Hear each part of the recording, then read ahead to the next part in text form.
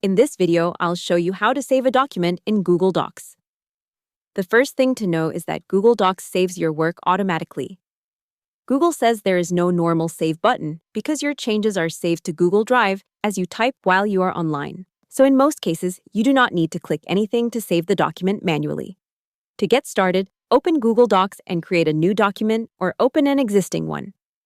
As soon as you begin typing, Google Docs starts saving your edits automatically. If you look near the top of the document, you may see messages showing that the file is saving or that all changes are saved in Drive. That means your work is already being stored without you needing to press Ctrl+S, like in older word processors. Now, even though Google Docs saves automatically, you may still want to do two other things. The first is to rename the file. When you create a new document, it usually starts with a default name like Untitled document. To save it with a proper name, click the document title at the top and type the name you want. Google's File Help says this is how you rename and organize the document in Drive. The second thing is saving a copy to your computer.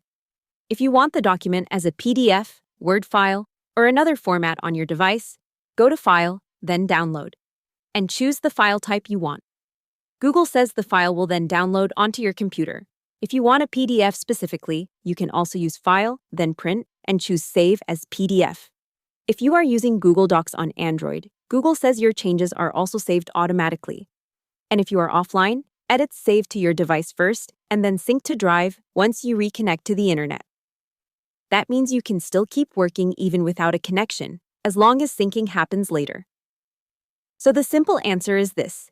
In Google Docs, you do not manually save the document the old-fashioned way. Google Docs saves automatically.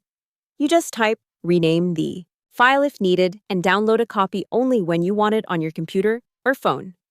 Hope the tutorial was helpful. Subscribe to my channel and see you in the next video.